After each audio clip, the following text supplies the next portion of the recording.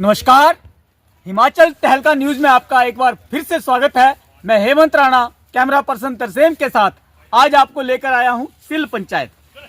हिमाचल प्रदेश देवभूमि के नाम से जाने जाने वाला ये प्रदेश कहीं न कहीं अपने और लोगों को यूं ही आकर्षित नहीं करता, बल्कि इसके पीछे भी कुछ ना कुछ जो पौराणिक कथाएं कहती हैं या कि देवभूमि का जो सबूत मिलते हैं, उससे हम कह सकते हैं कि कहीं ना कहीं जरूर ये लिए हुए है। इस देव स्थान को हम इस तरीके से दिखा सकते हैं। इसी बात को लेते हुए आज इस सिल पंचायत में हमने देखा, आप देख सकते हैं कि ब्यास नदी, नीचे जो आप पानी देख रहे हैं, ब्यास नदी का ये जल है। और ब्यास नदी के ठीक किनारे पर सिल पंचायत में यहाँ पर एक बहुत ही प्राचीन मंदिर, जो कि पांडवों द्वारा निर्मित मंदिर लगता है, यहाँ पर मिला है, जो कि काफी खंडहरों में है। ये हम दिखाना चाहेंगे आपको कि किस तरीके से यहाँ की इस मंदिर की पृष्ठभूमि है। हालांकि ये जो मंदिर है काफी पुराना है और इसके ऊपर जिस तरीके से पेड़ पैदा हो गए थे, कहीं ना कहीं ये ध्वस्त होने की कगार पर पहुंच चुका है।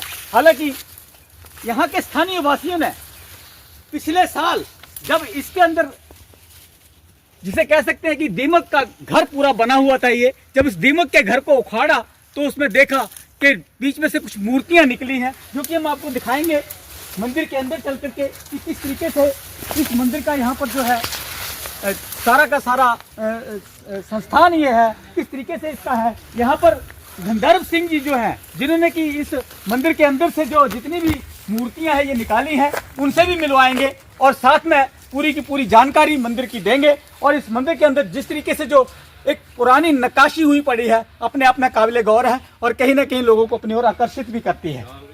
तो हम दिखाएंगे पहले तो मंदिर के बारे में कि किस तरीके से सारी बातें हैं।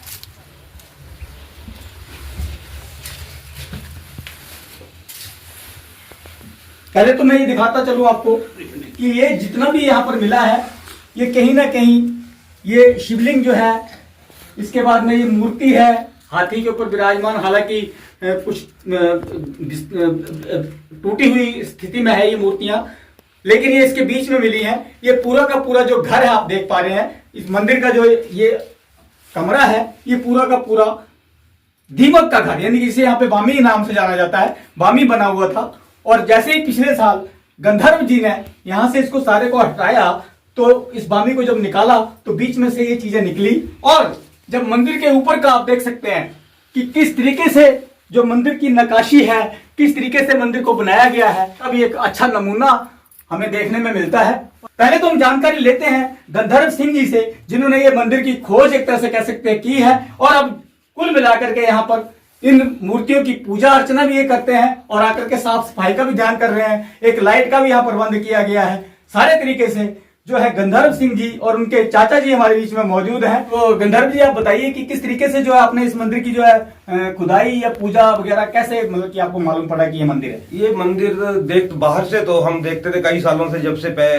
यहाँ पे रह रहे हैं या पैदा हुए हमारे पूर्वज, इसको देख रहे थे बाहर से, लेकिन अंदर कोई आता नहीं था। एक दिन मैं यहाँ से जैसे ही गुजरा तो देखा इधर दीमक वगैरह है। मेरे दिल में कुछ आया कि चलो इसको दीमक को हटाते हैं और सफाई करके देखते हैं अंदर। जब सफाई किया तो उसके बाद फिर मिट्टी में से दीमक को हटा करके ये सारी मूर्ति वगैरह बाहर आई। और फिर उसके बाद थोड़ा बहुत जो अपने से हुआ तो थोड़ा बहुत प्लस्तर वगैरह मार करके इसको हमने अंदर आने योग्य बनाया इस मंदिर को। अच्छा, मतलब कि इससे पहले अंदर नहीं आते थे लोग? नहीं आते थे। अच्छा, इसमें पूरे में मतलब आप कह सकते हैं जितना ये स्थान दिख रहा है, हाँ, इसमें पूरे में बामी था, जिसे दीमक का घर कह सकते हैं ना। हाँ, और अंदर भी नहीं आते थे, कोई जरूरत भी नहीं समझी कभी, लेकिन ऊपर से खंडहर थे। हाँ, ऊपर से खंडहर थे, ऐसे ऊपर से दिखने था। तो उसके बाद में आपने जो ये बामी को निकाला तो उसमें से क्या क्या निकला? जैसे कि ये मूर्ति है, हाँ जी, इसको क्या आपका मतलब क्या ये इसको जिस तरीके से निकली है वैसे की वैसी ही रखी हुई है, ऐसे निकली है, पूरी मिट्टी में दबी हुई थी। हालांकि हाथी के ऊपर विराजमान कोई मूर्ति लग रही है, ठोकर महाराज जी। हाँ, अच्छा। और श्री कृष्ण की मूर्ति लगती है, ये श्री कृष्ण की मूर्ति है। हाँ जी। और ये जो है ये भी पूजा के लिए है, कोई रखा होगा हमारे बुजुर्गों ने कोई। अच्छा, शिला ही है पीछे की है। हाँ।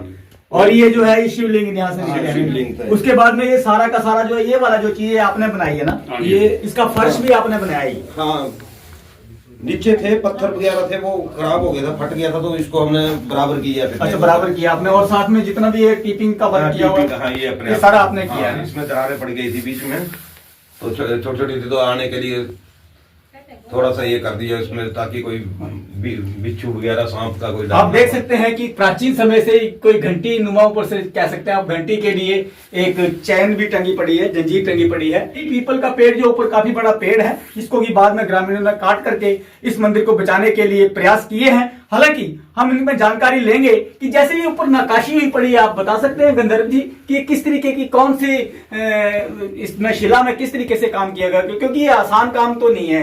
पत्थर हुए काफी पुराना है ये, जो भी पत्थर लगे हुए हैं, एक दो बाहर दिखाऊंगा मैं आपको, अगर मिलते हैं तो। ये आपस में लॉकिंग है पत्थरों का, जैसे एक के ऊपर एक पत्थर चढ़ा के नहीं रखा हुआ, जैसे आजकल ये करते हैं, ये आपस में लॉक किए हुए हैं पत्थर। तो डिजाइनिंग उसी टाइप का पूरा लॉक कर करके यह पत्थर लगाए हुए इसमें। तो हमारे बीच में है गंधर्व जी के चाचा जी, काफी बुजुर्ग भी हैं। तो क्या नाम है जनाब आपका? पूरन चंद। पूरन जी, आप बताएंगे कि क्या यहाँ का इतिहास है, कुछ आप जानते हो इसके बारे में? इसके ऊपर एक बड़ का पेड़ था। अच्छा जी। उसका मैंने 2000 रुपए दिए बढ़ाने का। अच्छा जी। वो नीचे गिराया, फिर इस अंदर से काटा है, बीच में आ गया था क्या ना पेड़। फिर अपने घर से मैं लाइट लगाई पूजा के लिए। हर रोज पूजा करते हैं सुबह शाम हम। अब आप पूजा करते हैं? हाँ, लेकिन एक साल से कर रहे हैं, उससे पहले नहीं करते थे? बस एक दो साल से कर रहे हैं, जब से ये मतलब तो काफी कह सकते हैं आपकी बहुत ही अच्छे तरीके से। और सबसे बड़ी बात हम कह सकते हैं कि यहाँ पर हालांकि स्थानीय महिलाएं भी यहाँ पर आई हैं, उनसे भी जानने की कोशिश करेंगे कि किस तरीके से क्या नाम है आपका जी? ज्योति देवी। क्या आप इस मंदिर के बारे में कुछ आप बताएंगे हमारे को? और जब की हमारी शादी हुई जो तो यही था, ये 2 साल से चालू किया। अच्छा अच्छा अच्छा अच्छा। बुजुर्ग के बारे था ना, कितना पुराना मंदिर है वे पे। यही बोलते हैं सारे पे ठाकुर जी इत्थे रहंदे। अच्छा, ठाकुर जी रहते हैं। हाँ जी। ठाकुर जी तो भगवान को भी बोलते हैं। हाँ जी। तो भगवान ही मतलब की, हाँ जी, लेकिन भगवान के भी स्वरूप हैं, जैसे कि कोई ब्रह्मा जी हाँ है, जी, ऐसा कुछ विष्णु जी हाँ हैं, जी, शिव जी हैं, ऐसा कुछ नहीं आपको बता सकते इस बारे में? विष्णु भगवान। विष्णु भगवान। हाँ जी। अच्छा, विष्णु भगवान का रूप है ये। हाँ जी। तो बड़ी बात कहीं ना कहीं सामने आई है कि जो मूर्ति है, कहीं ना कहीं ठाकुर जी जो बोलते हैं, विष्णु भगवान का ही रूप यहाँ पर बताया जा रहा है कि उन्हीं का यहाँ पर मूर्ति है। हालांकि इस मंदिर के पीछे आप देख सकते हैं कि इस मंदिर के ऊपर जो नक्काशी की गई है छोटे छोटे पत्थरों से, आप देखिए कि ये पत्थर भी अपने एक सीक्वेंस में लगे हुए हैं। कहीं ना कहीं गणेश जी का ये एक छोटा सा एक जो है मुखौटा भी बनाया गया है, और बड़े प्राचीन एक पत्थर के रूप के ऊपर ही इसको इसकी आकृति बनाई गई है। और आप देख पा रहे हैं कि किस तरीके से, किस सीक्वेंस में और बहुत ही प्राचीन तरीके से इस मंदिर को बनाया गया है। हालांकि बताया जा रहा है कि इस मंदिर के ऊपर एक छतर एक बताया जा रहा है कि ऊपर लगा हुआ था, जो कि छतर पीछे गिरा हुआ है, वो भी हम आपको दिखाएंगे। पा रहे हैं ये एक पत्थर का बनाया हुआ छतर नुमा, ये एक पत्थर को काट करके बनाया गया है। आप देख सकते हैं कि कितनी प्यारी नक्काशी इसके ऊपर की गई है। आप देखिए अलग अलग सिराओं में जैसे कि एक छतर बनाया गया है, और बहुत ही प्यारे तरीके से इसकी नक्काशी की गई है। हालांकि ये टूट चुका है, टूट करके नीचे गिर गया है। बताया जाता है कि जब ये बट वृक्ष ऊपर काटा गया उस वक्त ही नीचे गिरा। बड़े अच्छे तरीके से बता सकते हैं आप, ये बात देख सकते हैं कि देखो ये पत्थरों का जो ना एक तरह से बड़े तरीके से बना करके लॉकिंग तरीके में इसको बनाया गया है। और मंदिर की जितनी ये खूबसूरती कह सकते हैं इसको, हालांकि ये प्राचीन है, लेकिन यदि सरकार इसके ऊपर कुछ कार्य करे तो वो दिन भी दूर नहीं कि यहाँ पर भी श्रद्धालु आकर के अपनी श्रद्धा को भी मना सकते हैं। और सबसे बड़ी बात कि यहाँ पर आकर के पर्यटक भी इन चीज़ों का अवलोकन करके हमारे हिमाचल की इस देवतुल्य भूमि को दर्शन कर सकते हैं।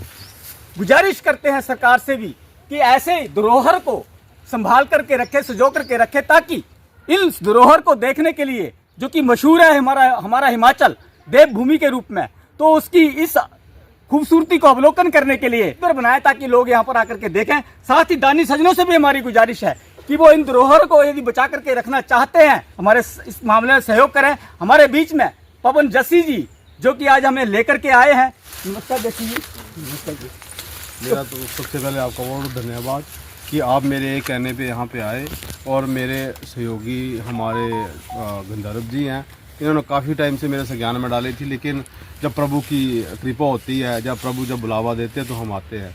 तो आज मैं इस धरोहर में इसलिए आया कि मैं अपने हिंदू समाज को ये मैसेज देना चाहता हूँ कि कम से कम जो हमारी, देखो इसको ठाकुर द्वारा, मतलब हमारे हिंदू समाज में जो विष्णु भगवान है और हमारी माता राधा जो है, तो उनको कहा जाता है और वो पूजनीय थे। और ये मुझे जब गंधर्व जी ने बताया कि ये कम से कम इसको पांडवों के समय से, हमारे जो बुजुर्ग कहते थे कि पांडवों के समय से बना हुआ मंदिर है और यहाँ पूजा पाठ किया जाता था।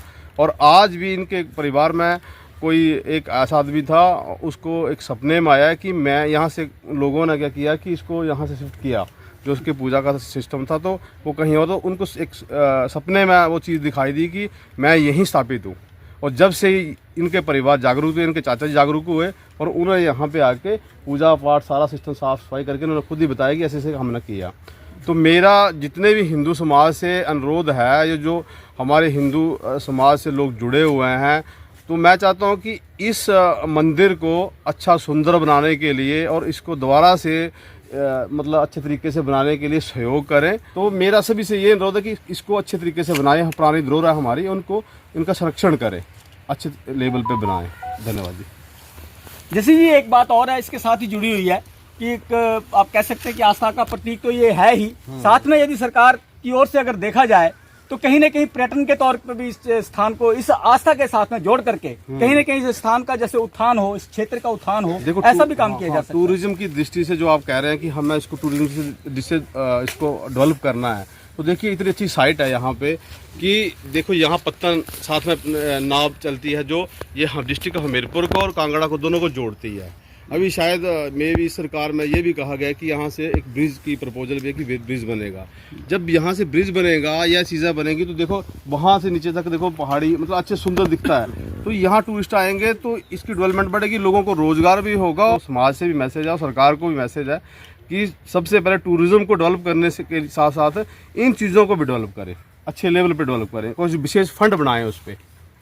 बड़ी बात कर निकल करके आई है जस्सी जी की बात से कि आखिर हिमाचल प्रदेश में यदि पर्यटन और आस्था के नाम पर जुड़े हुए श्रद्धालुओं के इन स्थानों को यदि डेवलप किया जाए, आगे बढ़ाया जाए, तो कहीं ना कहीं हम पर्यटन से जुड़ करके अपने पर्यटकों को यहाँ बुला सकते हैं। और यदि पर्यटक यहाँ आएंगे तो नेचुरली यहाँ के जो स्थानीय वासी हैं उनके लिए काम धंधों का भी साधन बनेंगे और कहीं ना कहीं उनका भी डेवलपमेंट होगा। तो धन्यवाद सहित मैं हेमंत राणा, हिमाचल तहलका न्यूज़ के लिए कैमरा पर्सन तरसेम के साथ सिल ज्वालामुखी से।